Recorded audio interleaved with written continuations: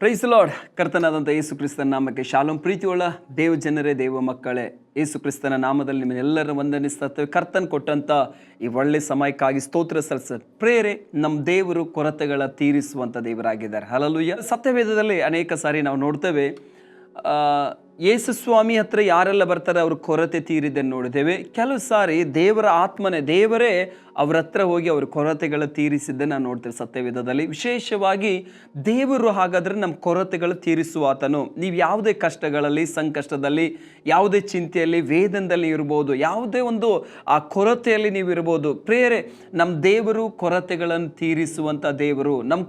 ದೇವರು ನಮ್ಮ ಕಣ್ಣೀರನ್ನು ಒರೆಸುವಂಥ ದೇವರು. ನಮ್ಮ ದೇವರು ಅಗತ್ಯಗಳನ್ನು ಪೂರೈಸುವಂಥ ದೇವರಾಗಿದ್ದಾರೆ. ಹಲ್ಲೆಲೂಯಾ. ನಿನ್ನ ಅಗತ್ಯ ಏನು ಅನ್ನೋದು ನಮ್ಮ ಕರ್ತನಾದ ಯೇಸುವಿನಿಗೆ ಗೊತ್ತು ಇದೆ. Praise Lord. ಹಾಗಾದರೆ ನೀನು ಪ್ರಾರ್ಥಿಸುವುದಾದರೆ ನಿನ್ನ ಅಗತ್ಯಗಳು ಪೂರೈಸ್ತದೆ.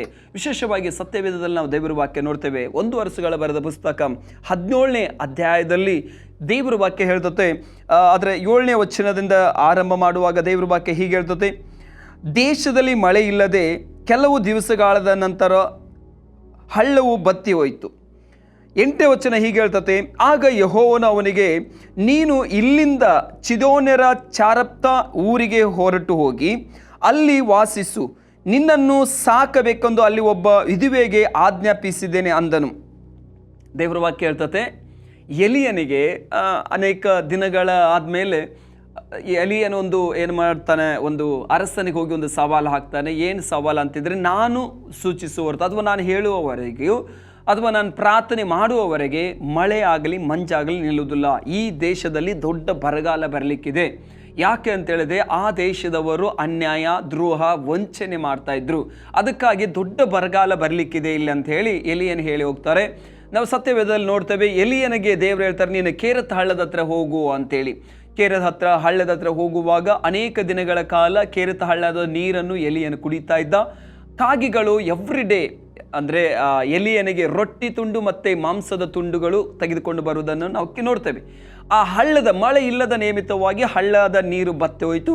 ಅದಕ್ಕೆ ದೇವರು ಹೇಳಿದು, ನೀನು ಚಿದೋನ್ಯರ ಚಾರಪ್ತ ಊರಿಗೆ ಹೋಗು, ಅಲ್ಲಿ ಒಂದು ಬಡ ವಿಧವೆಗೆ ನಿನ್ನನ್ನು ಸಾಕಬೇಕಂತೇಳಿ ನಾನು ಅಪ್ಪನೆ ಕೊಟ್ಟಿದ್ದೇನೆ ಅಂತೇಳಿ. ಎಲಿಯನು ಚೆರ್ಪ್ತಾ ಊರಿಗೆ ಹೋಗುವಾಗ ದೇವರ ವಾಕ್ಯ ಹೇಳ್ತದೆ, ಅಲ್ಲಿ ಆ ಸೌದೆಯನ್ನು ಊರು ಹೊರಗೆ ಸೌದೆಯನ್ನು ಆರಿಸಿಕೊಳ್ಳಿಕ್ಕಾಗಿ, ಅಂದರೆ ಕಟ್ಟಿಗೆಯನ್ನು ಆರಿಸಿಕೊಳ್ಳಿಕ್ಕಾಗಿ ಒಂದು ಸಹೋದರಿ ಬಂದಿರ್ತಾಳೆ, ವಿಧವೆ, ಒಂದು ಅಜ್ಜಿ. ಅವಳ ಅಮ್ಮ ಒಂದು ತಂಬಿಗೆ ನೀರು ಕೊಡಮ್ಮ ಕುಡಿಲಿಕ್ಕೆ ಅಂತೇಳಿ ಎಲಿಯನ್ ಕೇಳ್ತಾನೆ. ಅವಳು ನೀರಲ್ವಾ ಅಂತೇಳಿ ತರಲಿಕ್ಕೆ ಹೋಗುವಾಗ ಎಲಿಯನ್ ತಿರುಗಿ ಹೇಳ್ತಾನೆ, ಅಮ್ಮ ಬರುವಾಗ ಒಂದು ಸಣ್ಣ ರೊಟ್ಟಿ ಮಾಡ್ಕೊಂಬ ಅಮ್ಮ ನನಗೋಸ್ಕರ ಅಂತೇಳಿ. ಆ ಬಡ ವಿಧವೆ ಏನು ಹೇಳ್ತಾಳೆ ಅಂತ ಹೇಳಿದೆ, ಅಯ್ಯ, ನನ್ನ ಹತ್ರ ಏನೂ ಇಲ್ಲ, ಎಲ್ಲ ಖಾಲಿಯಾಗಿದೆ, ನನ್ನ ಜೀವಿತ, ನನ್ನ ಲೈಫೇ ಖಾಲಿಯಾಗಿದೆ, ನನ್ನ ಜೀವಿತ ಖಾಲಿಯಾಗಿದೆ. ಈಗ ದೇವರ ವಾಕ್ಯ ಹೇಳ್ತತೆ, ಅವಳು ಹೇಳ್ತಾ ಇದ್ದಾಳೆ, ಸ್ವಲ್ಪ ಮೊಗೆಯಲ್ಲಿ ಏನಿದೆ, ಸ್ವಲ್ಪ ಎಣ್ಣೆ ಇದೆ. ಹಲ್ಲೆಲೂಯಾ. ಮೊಗೆಯಲ್ಲಿ ಸ್ವಲ್ಪ ಎಣ್ಣೆ ಇದೆ. ಏನಂತ ಹೇಳಿದ್ರೆ, ಸ್ವಲ್ಪನೇ ಹಿಟ್ಟಿದೆ ನನ್ನ ಹತ್ರ, ಅದನ್ನು ಬಿಟ್ಟು ಬೇರೆ ನನ್ನ ಹತ್ರ ಏನೂ ಇಲ್ಲ. ಈಗ ಕಟ್ಟಿಗೆ ಆರಿಸ್ಕೊಂಡು ಹೋಗ್ಲಿಕ್ಕಾಗಿ ಅಥವಾ ಸೌದೆ ಆರಿಸ್ಕೊಂಡು ಹೋಗ್ಲಿಕ್ಕಾಗಿ ನಾನು ಬಂದಿದ್ದೇನೆ. ಇದರಿಂದ ಆ ರೊಟ್ಟಿಯನ್ನು ಸುಟ್ಟು ನಾನು ನನ್ನ ಮಗನ ತಿಂದು, ಯಾಕೆಂದ್ರೆ 2 ರೊಟ್ಟಿ ಆಗ್ತತೆ. ಅವಳು ಹೇಳ್ತಾಳೆ, ಮೊಗೆಯಲ್ಲಿ ಸ್ವಲ್ಪ ಎಣ್ಣೆ, ಹಿಡಿ ಹಿಟ್ಟಂತ ಸ್ವಲ್ಪನೇ ಹಿಟ್ಟು, ನಾನು ನನ್ನ ಮಗ ಅದನ್ನು ತಿಂದು ಸಾಯ್ಬೇಕು, ಬೇರೆ ಮಾರ್ಗನೇ ಇಲ್ಲ ಅಂತೇಳಿ. ಪ್ರೀತಿಯುಳ್ಳ ದೇವಜನರೇ, ಇವತ್ತು ನನ್ನ ನೋಡ್ತಾ ಇರುವಂಥ, ಈ ವಾಕ್ಯ ಕೇಳ್ತಾ ಇರುವಂಥ ದೇವ ಮಕ್ಕಳ ದೇವಜನರೇ, ಹಾಗಾದ್ರೆ ನೀವು ಇವತ್ತು ಯಾವ ಕೊರತೆಯಲ್ಲಿದ್ದೀರಿ? ಯಾವ ಅಗತ್ಯ ನಿಮಗೆ ಬೇಕಾಗಿದೆ? ಇವತ್ತು ನೀವು ಎನಿಸ್ತಾ ಇದ್ದೀರಾ, ನನ್ನ ಜೀವಿತದಲ್ಲಿ ಏನು ಇಲ್ಲ, ಎಲ್ಲ ಖಾಲಿಯಾಗಿದೆ ಅಂತೇಳಿ. ನಿನ್ನ ರೋಗದ ವಿಷಯದಲ್ಲಿ ನೀನು ಚಿಂತೆ ಮಾಡ್ತಾ ಇದೀಯಾ? ನಿನ್ನ ಸಾಲದ ವಿಷಯದಲ್ಲಿ ನೀನು ಚಿಂತೆ ಮಾಡ್ತಾ ಇದೆಯಾ? ನಿನ್ನ ಕುಟುಂಬದ ವಿಷಯದಲ್ಲಿ ನೀನು ಚಿಂತೆ ಮಾಡ್ತಾ ಇದೆಯಾ? ಅಥವಾ ಪ್ರೀತಿಗಾಗಿ ನೀನು ಅಲೆದಾಡ್ತಾ ಇದೆಯಾ? ಇವತ್ತು ನಾವು ಆರಾಧನೆ ಮಾಡುವಂಥ ದೇವರು, ಇವತ್ತು ನಾವು ನಿಮಗೆ ಪ್ರಚಾರ ಪಡಿಸುವಂಥ ದೇವರು, ನಿಮಗೆ ಪರಿಚಯ ಪಡಿಸುವಂಥ ದೇವರು, ನಮ್ಮ ದೇವರು ಜೀವಿಸುವಂಥ ದೇವರಾಗಿದ್ದಾರೆ. ಅವರ ಅಗತ್ಯಗಳನ್ನು ಪೂರೈಸುವಂಥ ದೇವರಾಗಿದ್ದಾರೆ. ಅವ್ರ ಕೊರತೆಗಳನ್ನು ತೀರಿಸುವಂಥ ದೇವರಾಗಿದ್ದಾರೆ. ದೇವ ಜನರೇ, ಎಲಿಯನ ತಿರುಗಿ ಹೇಳ್ತಾ ಇದ್ದಾನೆ, ಹೋಗಿ ರೊಟ್ಟಿ ಮಾಡ್ಕೊಂಬ, ದೇವರು ನಿನ್ನನ್ನು ಏನು ಮಾಡ್ತಾನೆ, ಆಶೀರ್ವದಿಸ್ತಾನೆ ಅಂತ ಹೇಳಿದ್ದಾರೆ ಅಂತೇಳಿ. ದೇವರ ಸತ್ಯವೇದದಲ್ಲಿ ಹೀಗೆ ಹೇಳ್ತತೆ, ಆಕೆ ಅವನಿಗೆ, ನಿನ್ನ ದೇವರಾದ ಯೆಹೋವನೇ, ನನ್ನ ಹತ್ತಿರ ರೊಟ್ಟಿ ಇರುವುದಿಲ್ಲ, ಮಡಿಕೆಯಲ್ಲಿ 1 ಹಿಡಿ ಹಿಟ್ಟು, ಮೊಗೆಯಲ್ಲಿ ಸ್ವಲ್ಪ ಎಣ್ಣೆ ಮಾತ್ರ ಹೊರತಾಗಿ ಬೇರೇನೂ ಇಲ್ಲವೆ ಅಂತೇಳು. ಈಗ 2 ಕಟ್ಟಿಗೆಗಳನ್ನು ಹಾಕಿಕೊಂಡು ನನಗೋಸ್ಕರವೋ ನನ್ನ ಮಗನಿಗೋಸ್ಕರವೋ ರೊಟ್ಟಿ ಮಾಡುತ್ತೇನೆ, ಅದನ್ನು ತಿಂದ ಮೇಲೆ ನಾವು ಸಾಯಲೇಬೇಕು ಹೊರತು ಬೇರೆ ಏನೂ ಇಲ್ಲ ನಮ್ಮ ಹತ್ರ ಅಂತೇಳಿ ಉತ್ತರ ಕೊಟ್ಟಳು. ಆಗ ಎಲಿಯನು ಆಕೆಗೆ ಹೆದರ್ಬೇಡ, ನೀನು ಹೋಗಿ ಹೇಳದಂತೆ ಮಾಡು ಅಂತೆ. ಅವಳು ಏನು ಹೇಳ್ತಿದ್ದಾಳೆ ಅಂತ ಹೇಳಿದ್ರೆ, ನನಗೋಸ್ಕರ ನನ್ನ ಮಗನಿಗೋಸ್ಕರ ರೊಟ್ಟಿ ಮಾಡ್ಕೊಂಡು ಅದನ್ನು ತಿಂದ ಮೇಲೆ ನಾವು ಸಾಯಬೇಕೇ ಹೊರತು ಬೇರೆ ಇಲ್ಲ, ಗತಿ ಇಲ್ಲ. ಅವಳು ಹೇಳ್ತಾ ಇದ್ದಾಳೆ, ಇವತ್ತು ನಮ್ಮ ಜೀವಿತದಲ್ಲಿ ದೇವ ಮಕ್ಕಳೇ, ನೀವು ದೇವರ ಮಕ್ಕಳಾದಂಥ ನೀವುಗಳು ಈ ವಾಕ್ಯವನ್ನು ಕೇಳ್ತಾ ಇರುವಂಥ ದೇವ ಜನರು ಯಾರೆಲ್ಲ ಯಾವುದಕ್ಕೋಸ್ಕರ ನೀವು ತವಕ ಪಡ್ತಾ ಇದ್ದೀರಿ, ಯಾವುದು ನಿಮ್ಮ ಜೀವಿತದಲ್ಲಿ ಆಗ್ತಾ ಇಲ್ಲ, ಅದನ್ನು ನೆನೆಸಿ ಅಯ್ಯೋ ಇನ್ನು ನಮಗೆ ಮರಣನೇ ಹೌದಾ, ಮರಣನೇ ನನ್ನ ಜೀವಿತದಲ್ಲಿ ಆಗ್ತದೆ, ಅದೇ ಕೊನೆ ಆಗ್ತದೆ ನನ್ನ ಜೀವಿತದಲ್ಲಿ, ಈ ಸಾಲದಿಂದ ನಾನು ಹೊರಗೆ ಬರಲಿಕ್ಕೆ ಆಗೋದಿಲ್ಲ, ಇದ್ರ ಮೂಲಕ ನಾನು ಊರು ಬಿಡಬೇಕಾಗ್ತದೆ, ಇಲ್ಲದಿದ್ದರೆ ಆತ್ಮಹತ್ಯೆ ಮಾಡ್ಕೊಳ್ಬೇಕಾಗ್ತದೆ, ಈ ರೋಗ ನನ್ನಿಂದ ಗುಣ ಆಗ್ತಾ ಇಲ್ಲ, ಡಾಕ್ಟರ್ ಹೇಳ್ಬೋದು ನಿನಗೆ ಈ ರೋಗ ಗುಣವಾಗುವುದಿಲ್ಲ ಅಂತೇಳಿ. Praise the Lord. ನಿನ್ನ ಕುಟುಂಬ ಸರಿ ಆಗುವುದಿಲ್ಲ, ನಿನ್ನ ಕುಟುಂಬ ಒಡೆಯಲ್ಪಟ್ಟಿದೆ, ಅದರಲ್ಲಿ ವೇದನೆ ಪಡ್ತಾ ಇದ್ದೀರಾ. ಇವತ್ತು ನಮ್ಮ ದೇವರು ಹೇಳುವಂಥ ಸಂಗತಿ ಏನಂತ ಹೇಳಿದ್ರೆ, ನಮ್ಮ ದೇವರು ನಿಮ್ಮ ಅಗತ್ಯಗಳ ಪೂರೈಸುವಂಥ ದೇವರು, ನಿಮ್ಮ ಕೊರತೆಗಳ ತೀರಿಸುವಂಥ ದೇವರು. ವಿಶೇಷವಾಗಿ ಇಸ್ರಾಯೇಲ್ ದೇಶದಲ್ಲಿ ಅನೇಕ ವಿಧವೆಯರಿದ್ರು, ಅನೇಕರು ಅನಾಥರಿದ್ರು. ಆದರೆ ದೇವರು ಎಲಿಯನು ಎಲ್ಲಿ ಕಳಿಸ್ತಾ ಇದ್ದಾರೆ ಅಂತ ಹೇಳಿದ್ರೆ, ಚಿದೋನ್ಯರ ಚಾರಪ್ತಾ ಊರಿಗೆ ಕಳಿಸ್ತಾ ಇದ್ದಾರೆ. ಯಾಕೆ? ದೇವರ ಅಗತ್ಯ ಅವಳಿಗೆ ಬೇಕು. ಬೇರೆ ಊರಿಗೆ, ಬೇರೆ ಪಟ್ಟಣಕ್ಕೆ, ಬೇರೆ ಜನಾಂಗಗಳ ಮಧ್ಯದಲ್ಲಿ ಕಳಿಸ್ತಾ ಇದ್ದಾರೆ.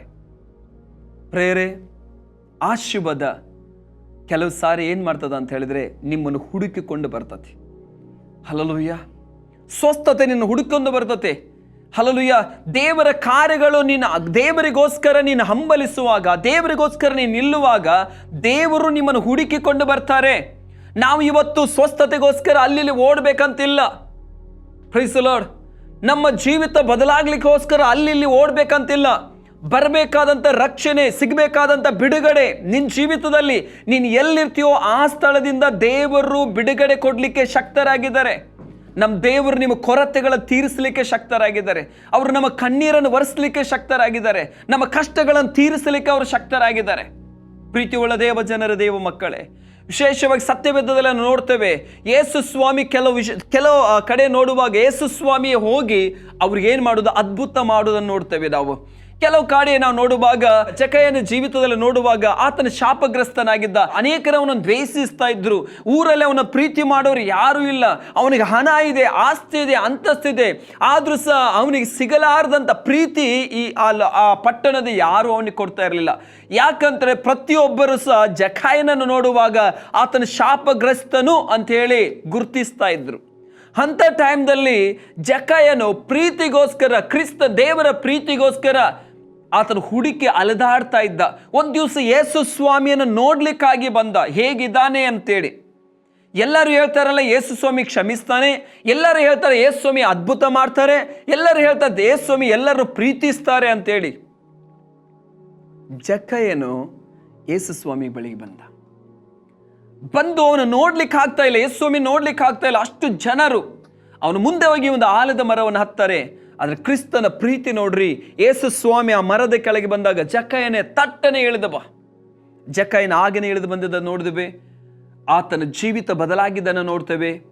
ಅದಕ್ಕೆ ಯೇಸು ಸ್ವಾಮಿ ಒಂದು ವಿಷಯ ಮಾತನಾಡ್ತಾರೆ ಅಲ್ಲಿ, ಮನುಷ್ಯ ಕುಮಾರನು ಕೆಟ್ಟು ಹೋಗಿದ್ದನ್ನು ಹುಡುಕಿ ರಕ್ಷಿಸಲಿಕ್ಕಾಗಿ ಬಂದನಂತೇಳಿ. ಪ್ರೀತಿಯುಳ್ಳ ದೇವ ಜನರೇ, ಇವತ್ತು ಅನೇಕ ಜನಗಳನ್ನ ನೋಡುವಾಗ ನಾವು ನೋಡ್ತೇವೆ, ಯೋಹಾನ ಬರೆದ ಸುವಾರ್ತೆ 11ನೇ ಅಧ್ಯಾಯದಲ್ಲಿ ಲಾಜರ್ ಸತ್ತು 4 ದಿನ ಆಗಿದೆ. ಯಾರು ಸಹ ಯೇಸು ಸ್ವಾಮಿ ಬಳಿಗೆ ಹೋಗ್ಲಿಲ್ಲ, ಬಂದು ಎಬ್ಬಿಸು ಸ್ವಾಮಿಯವರು ನಿಮಗೆ ನಾವು ಪ್ರಾರ್ಥನೆ ಮಾಡ್ತಾ ಇರಲಿಲ್ಲ, ರಿಕ್ವೆಸ್ಟ್ ಮಾಡಲಿಲ್ಲ. ಹುಷಾರಿಲ್ಲದಂತ ಲಾಜರನಿಗೆ ಹುಷಾರಿಲ್ದಾಗ ಸುದ್ದಿ ಕಳಿಸಿದ್ರು, ಲಾಜರನ್ಗೆ ಹುಷಾರಿಲ್ಲ ಅಂತೇಳಿ ಅಷ್ಟೇ. ಸತ್ತದ್ದು, ಹುಣಲ್ಪಟ್ಟು 4 ದಿವಸ ಆಗಿದ್ದು ಯಾರು ಯೇಸು ಸ್ವಾಮಿಗೆ ಮುಟ್ಟಿಸ್ಲಿಲ್ಲ. ಅವನೊಟ್ಟಿಗೆ ಇರುವಂಥ ಶಿಷ್ಯರಿಗೆ ಸಹ ಗೊತ್ತಿಲ್ಲ. ಪ್ರೀತಿಯುಳ್ಳ ದೇವ ಜನರೇ, ಯೇಸು ಸ್ವಾಮಿ ಆ ಸಮಾಧಿ ಬಳಿಗೆ ಬರ್ತಾರೆ. ಸಮಾಧಿಗೆ ಬಳಿಗೆ ಬಂದು ನಾವು ಸತ್ಯವೇದದಲ್ಲಿ ನೋಡ್ತೇವೆ, ಲಾಜರನೇ ಹೊರಗೆ ಬಾ ಅಂತ ಯೇಸು ಸ್ವಾಮಿ ಹೇಳುವಾಗ ಅವರ ಅಕ್ಕಂದಿರಿಗೆ ಸಹ ನಂಬಿಕೆ ಬರ್ತಾ ಇಲ್ಲ, ಅಲ್ಲಿ ಇರುವಂಥ ಯಹೂದ್ಯರಿಗೆ ಸಹ ನಂಬಿಕೆ ಬರ್ತಾ ಇಲ್ಲ, ಅಲ್ಲಿ ಸೇರುವಂಥ ಯಾವ ಜನರಿಗೆ ಸಹ ನಂಬಿಕೆ ಬರ್ತಾ ಇಲ್ಲ. ಏನು ಇವನು ಮಾತಾಡೋದು, ಸತ್ತಂತವ್ನು ಹೇಗೆ ಎದ್ದು ಬರ್ಲಿಕ್ಕಾಗ್ತದೆ? ಸತ್ತಂತವ್ನು ಹೇಗೆ ಬದುಕಿ ಬರ್ಲಿಕ್ಕಾಗ್ತದೆ? ಅದು ಹುನಲ್ಪಟ್ಟು 4 days ಆಗಿದೆ. ಸತ್ತು ಹುನಲ್ಪಟ್ಟು 4 ದಿನ ಆಗಿದೆ ಸಮಾಧಿ ಒಳಗಿಟ್ಟು. ಅವ್ರ ಅಕ್ಕಂದಿರು ಹೇಳ್ತಿದ್ದಾರೆ, ಸ್ವಾಮಿ ಅಲ್ಲಿ ಹೋಗ್ಬೇಡ್ರಿ, ಆ ಸಮಾಧಿಯ ಬಾಗಿಲನ್ನು ಕಲ್ಲನ್ನು ಉಳಿಸ್ಬೇಡ್ರಿ, ಯಾಕೆ ಅಲ್ಲಿಂದ ವಾಸನೆ ಬರ್ತತೆ, ಕೆಟ್ಟ ಸ್ಮೆಲ್ ಬರ್ತತೆ, ಸತ್ತು ಈಗ ನಾರ್ತಾ ಇರ್ಬೋದು ನನ್ನ ತಮ್ಮ ಅಂತೇಳಿ.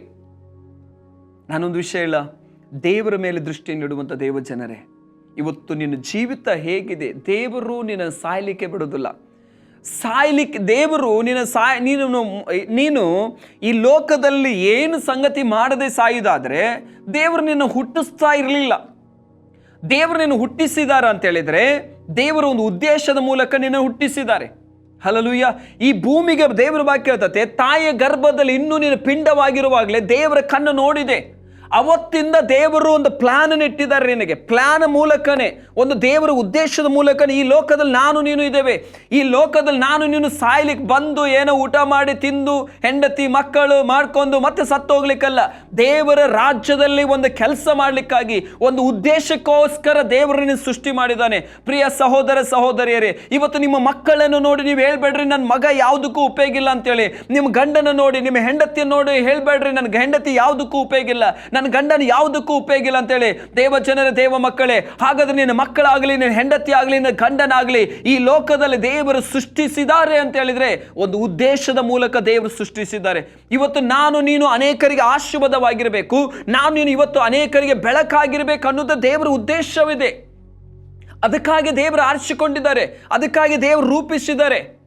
ಪ್ರೀತಿಯುಳ್ಳ ದೇವ ಜನರ ದೇವ ಮಕ್ಕಳೇ, ಮೋಶೆನು ಅವರ ತಾಯಿ ಹೆತ್ತಾಗ ಏನಂತ ಹೇಳಿದ್ರೆ ಅಲ್ಲಿ ಆ ಸಿಚುವೇಶನ್ ಹೇಗೆ ಉಂಟಂತ ಹೇಳಿದ್ರೆ ಗಂಡು ಮಕ್ಕಳನ್ನ ಯಾರು ಉಳಿಸ್ತಾ ಇರಲಿಲ್ಲ. ಆದ್ರೂ ಸಹ ತಾಯಿ ಹೆತ್ತು ಏನಂದ್ರೆ ಆ ಮಗುವನ್ನು ಹೆತ್ತು 3 ತಿಂಗಳು ಬಚ್ಚಿಡ್ತಾರೆ. ಇನ್ನು ನನ್ನ ಮಗ ಸತ್ತು ಬಿಡ್ತದೆ ಅಂತ ಹೇಳಿ ನೀಲ್ ನದಿಯಲ್ಲಿ ಆ ಪೆಟ್ಟಿಗೆಯಲ್ಲಿ ಮಗುವನ್ನು ತೇಲಿ ಬಿಡ್ತಾರೆ. ಆದರೆ ಮೋಶೆ ಹುಟ್ಟಿಸಿದಂಥ ಅಥವಾ ಮೋಶೆ ಜೀವಿತದಲ್ಲಿ ಒಂದು ಉದ್ದೇಶ ದೇವರಿಟ್ಟಿದ್ರು. ಮೋಶೆ ಅರಮನೆಯಲ್ಲಿ ದೊಡ್ಡವನಾಗ್ತಾನೆ.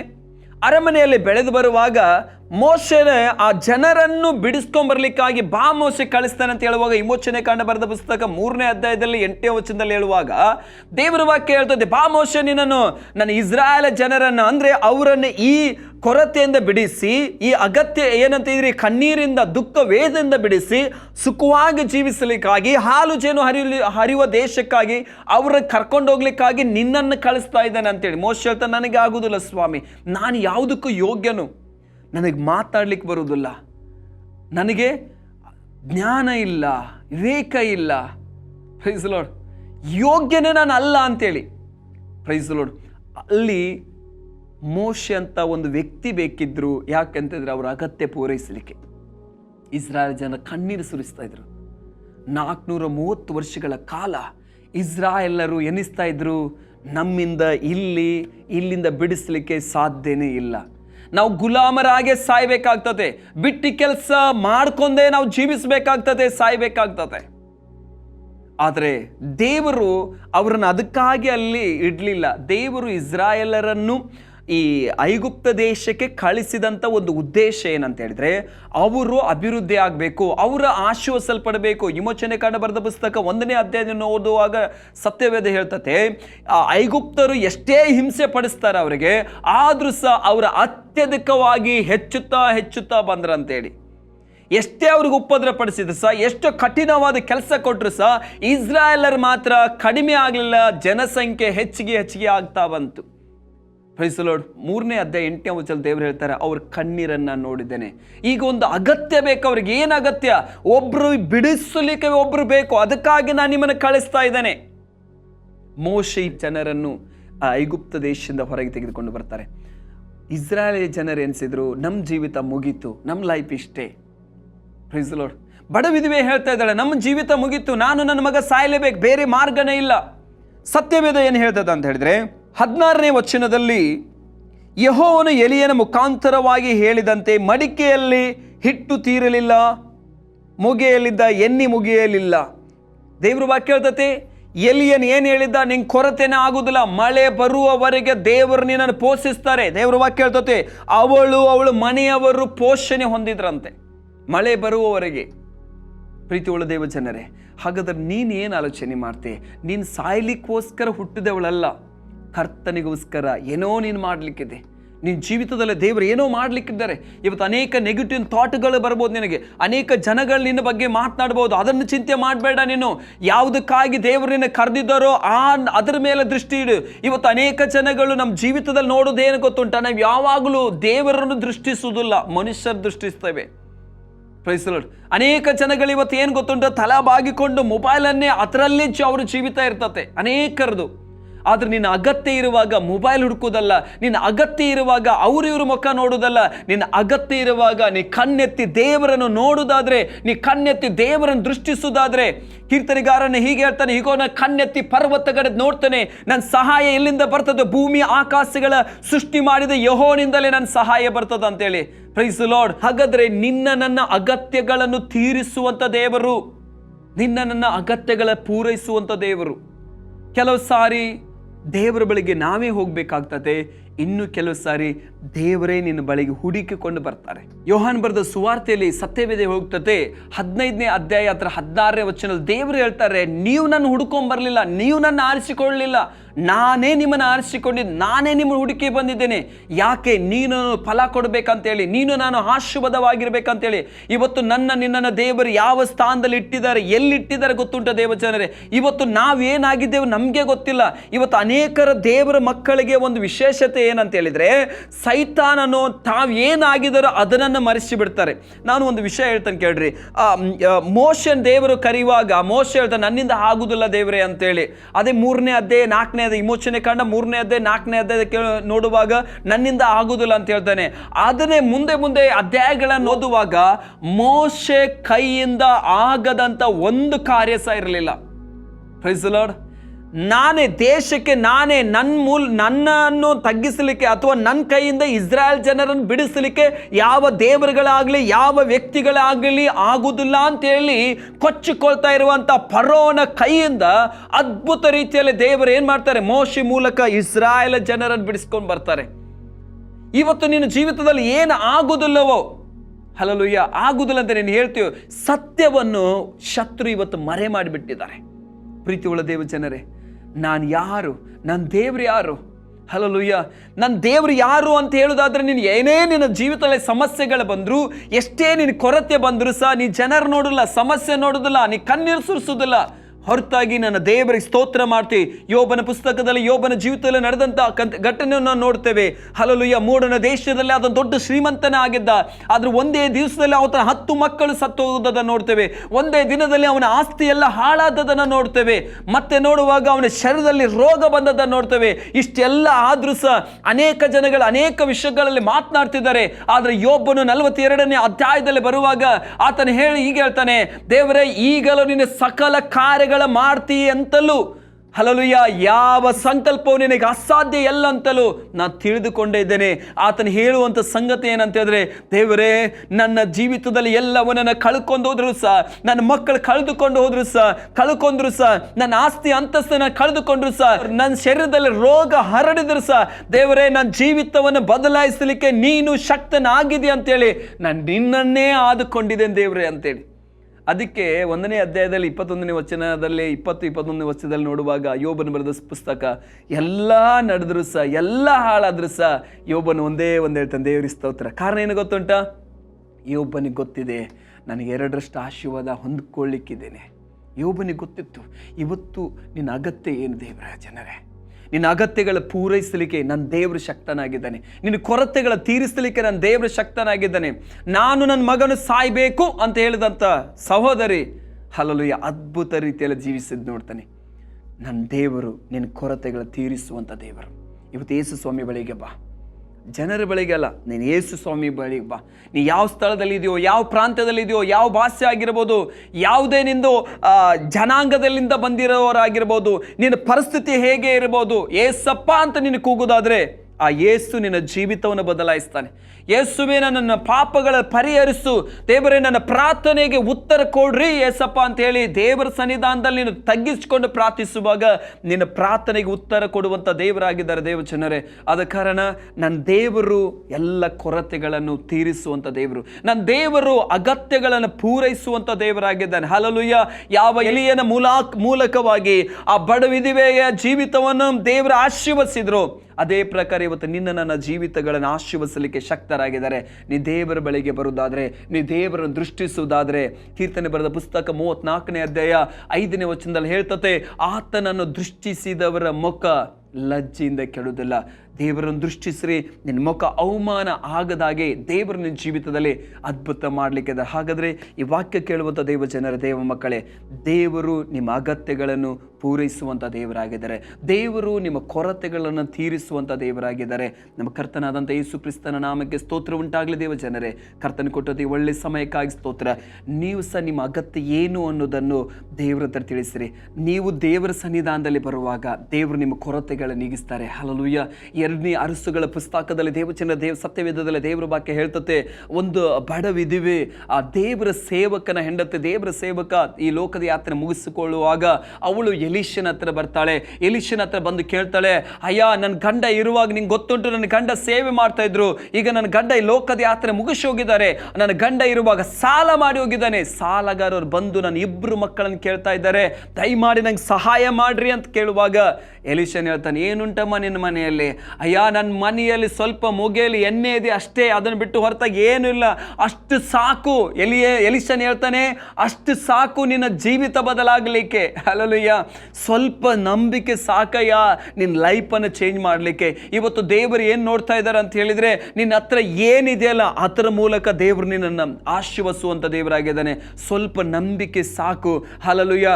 ನಿನ್ನ ಹತ್ರ ಏನಿದೆ ಅದರ ಮೂಲಕನೇ ದೇವರು ನಿನ್ನ ಬ್ಲೆಸ್ ಮಾಡ್ತಾನೆ. ದೇವ ಸತ್ಯವೇದ ದೇವರ ಬಗ್ಗೆ ಹೇಳ್ತತೆ, ಎಲಿಷನ್ ಹೇಳ್ತಾನೆ, ಹೋಗಿ ನಿನ್ನ ಮನೆ ಅಕ್ಕಪಕ್ಕದವರ ಹತ್ತಿರ ಸಿಗುವಂಥ ಎಲ್ಲ ಪಾತ್ರೆಯನ್ನು ತೆಗೆದುಕೊಂಡು ಬಂದು ಆ ಎಣ್ಣೆಯನ್ನು ಹೊಯ್ದು ಬಾಗಿಲ ಹಚ್ಚಿ ಪ್ರಾರ್ಥಿಸ್ರಿ ಅಂತೇಳಿ ಎಲ್ಲ ಪಾತ್ರೆಗಳು ತುಂಬಿಸುವುದನ್ನು ಅಷ್ಟು ಮಾತ್ರವಲ್ಲ, ಅವಳು ಸಾಲ ತೀರಿ ಅವಳು ಸಾಲಗಾರರಿಗೆ ಕೊಟ್ಟು ಇನ್ನೂ ಉಳಿಯುವ ಹಾಗೆ ನಮ್ಮ ದೇವರು ಮಾಡಿದರು. ಇವತ್ತು ಅದೇ ದೇವರು ನಿಮ್ಮ ಕೊರತೆಗಳು ತೀರಿಸ್ತಾರೆ. ಹಲ್ಲೆಲೂಯಾ. ಒಂದು ದಿವಸ ಸತ್ಯವೇದ ದೇವರ ವಾಕ್ಯ ಹೇಳ್ತತೆ, ಆದಿಕಾಂಡ ಬರೆದ ಪುಸ್ತಕದಲ್ಲಿ ಹಾಗರಳು ದಾಹ ಉಳ್ಳವಳಾಗಿ ಆ ಮರುಭೂಮಿಯಲ್ಲಿ ಅಲೆದಾಡ್ತಿದ್ಲು.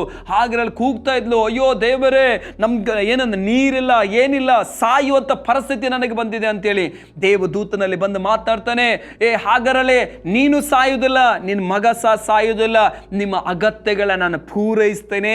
ಅಲ್ಲಿ ಅಗತ್ಯಗಳ ಪೂರೈಸುವುದನ್ನು ನೋಡ್ತೇವೆ. ಆ ಹಾಗರಳ ಮುಂದೆ ನೀರಿನ ಹೊರತೆಗಳನ್ನು ತೆರೆದಿದ್ದನ್ನು ನೋಡ್ತೇವೆ. ದೇವ ಜನರೇ, ನಾನು ಆರಾಧನೆ ಮಾಡುವಂಥ ದೇವರು ಇವತ್ತು ಜೀವಿಸುವ ದೇವರಾಗಿದ್ದಾರೆ. ಹಲ್ಲೆಲೂಯಾ. ಆತನು ಹುಣಲ್ಪಟ್ಟಂತ 3ನೇ ದಿನದಲ್ಲಿ ಆತನು ಎದ್ದು ಬಂದಂತ ದೇವರಾಗಿದ್ದಾನೆ. ಇವತ್ತು ಅದ್ಭುತಗಳನ್ನು ಮಾಡಲಿಕ್ಕೆ ಆತನು ಶಕ್ತನವುಳ್ಳವನಾಗಿದ್ದಾನೆ. ಯಾರೆಲ್ಲ ಆತನ ನಂಬ್ತಾರೋ, ಯಾರೆಲ್ಲ ಆತನ ಸ್ವೀಕರಿಸ್ತಾರೋ, ಯಾರೆಲ್ಲ ಏಸಪ್ಪ ನನ್ನ ಹೃದಯದಲ್ಲಿ ಬಾ, ನನ್ನ ಪಾಪದ ಜೀವಿತವನ್ನು ಬದಲಾಯಿಸು, ನನ್ನ ಸ್ಥಿತಿಗಳ ಬದಲಾಗಲಿ, ನನ್ನ ಕುಟುಂಬದ ಪರಿಸ್ಥಿತಿಗಳ ಬದಲಾಗಲಿ, ದೇವರೇ ನನ್ನ ಮಗನ ಕರಗಳಿಗೆ ಒಪ್ಪಿಸ್ಕೊಡ್ತಾನೆ, ನನ್ನ ಹೆಂಡತಿ ಮೈಂಡ್ ಚೇಂಜ್ ಆಗ್ಲಪ್ಪ, ನನ್ನ ಗಂಡನ ಜೀವಿತ ಬದಲಾಗಲಿ, ಕುಡುಕ ಆತ್ಮನ ಕಾರ್ಯಗಳು ನನ್ನ ಕುಟುಂಬದಿಂದ ಹೋಗಲಿ ಅಂತೇಳಿ ನೀನು ಪ್ರಾರ್ಥಿಸುವುದಾದರೆ ಆ ಯೇಸು ನಿಮ್ಮ ಕೊರತೆಗಳು ತೀರಿಸುವಂಥ ದೇವರಾಗಿದ್ದಾರೆ. ನಿಮ್ಮ ಪ್ರಾರ್ಥನೆಗೆ ಉತ್ತರ ಕೊಡುವಂಥ ದೇವರಾಗಿದ್ದಾರೆ. ಹಲ್ಲೆಲೂಯಾ. ದೇವರನ್ನೇ ಆದುಕೊಡ್ರಿ ದೇವ ಮಕ್ಕಳೇ. ಆ ದೇವರು ನಿಮ್ಮ ಕೊರತೆಗಳ ತೀರಿಸುವಂಥ ದೇವರಾಗಿದೆ. ದೇವರು ನಮಗೆ ಸ್ತೋತ್ರ ಉಂಟಾಗಲಿ. ಕಣ್ಣುಗಳ ಮುಚ್ಚಿ ನಾವು ಪ್ರಾರ್ಥಿಸುವ. ಪ್ರೀತಿಯುಳ್ಳ ಪರಲೋಕದ ತಂದೆ, ನಿಮಗೆ ಸ್ತೋತ್ರ ಸಲ್ಲಿಸ್ತಾ ಇದ್ದೇವೆ ದೇವರೇ. ಈ ವಾಕ್ಯವನ್ನು ಆಲಿಸ್ತಾ ಇರುವಂಥ, ಈ ವಾಕ್ಯವನ್ನು ಕೇಳ್ತಾ ಇರುವಂಥ ಎಲ್ಲ ನಿಮ್ಮ ದೇವ ಮಕ್ಕಳಿಗಾಗಿ ನಾವು ಪ್ರಾರ್ಥಿಸ್ತಾ ಇದ್ದೇವೆ ಸ್ವಾಮಿ. ದೇವರೇ, ಇವರ ಅಗತ್ಯಗಳನ್ನು ನೋಡಿದಂಥ ದೇವರಾಗಿದ್ದಿ, ಇವರ ಕಣ್ಣೀರನ್ನು ನೋಡಿದಂಥ ದೇವರು ನೀವಾಗಿದೆ ಸ್ವಾಮಿ. ಇವ್ರ ಕೊರತೆಗಳ ತೀರಿಸುವಂಥ ದೇವರು ನೀವಾಗಿದ್ದಕ್ಕಾಗಿ ಸ್ತೋತ್ರ ಅಪ್ಪ. ನೀವು ಹೇಳಿದ್ರಿ, ಅಸಾಧ್ಯ ಕಾರ್ಯ ಯಾವುದಾದ್ರೂ ನನಗುಂಟು ಅಂತೇಳಿ, ಎಲ್ಲವನ್ನು ಸಾಧ್ಯ ಮಾಡುವಂಥ ದೇವರ ಅಬ್ರಾಹ್ಮನೇ ನೀವು ಹೇಳಿದ್ರಿ ಅಪ್ಪ. ಅಯ್ಯೋ, ನಾನು ಸರ್ವಶಕ್ತನಾದಂಥ ದೇವರಂತ ದೇವರೇ, ನೀವು ಸರ್ವಶಕ್ತನಾದ ದೇವರು, ನಿಮ್ಮಿಂದ ಎಲ್ಲವೂ ಸಾಧ್ಯ ದೇವರೇ. ಯಾರೆಲ್ಲ ಕಣ್ಣೀರಿಂದ, ವೇದನೆಯಿಂದ, ರೋಗದಿಂದ, ಸಾಲದಿಂದ ಸ್ವಾಮಿ, ದೇವರೇ, ಕುಟುಂಬದ ಗಲಿಬಿಲಿಯಿಂದ ಸ್ವಾಮಿ ಕರ್ತನೆ ಕಣ್ಣೀರಿಂದ ಪ್ರಾರ್ಥಿಸ್ತಾ ಇದ್ದಾರೋ, ಅವರ ಕಣ್ಣೀರುಗಳು ಒರೆಸಲ್ಪಡಲಿ, ಒಡೆಯಲ್ಪಟ್ಟಂತ ಕುಟುಂಬ ಒಂದಾಗ್ಲಿ, ರೋಗ ಅವರ ಬಿಟ್ಟು ಹೋಗ್ಲಿ, ಆರೋಗ್ಯ ಒದಗಲಿ ಸ್ವಾಮಿ.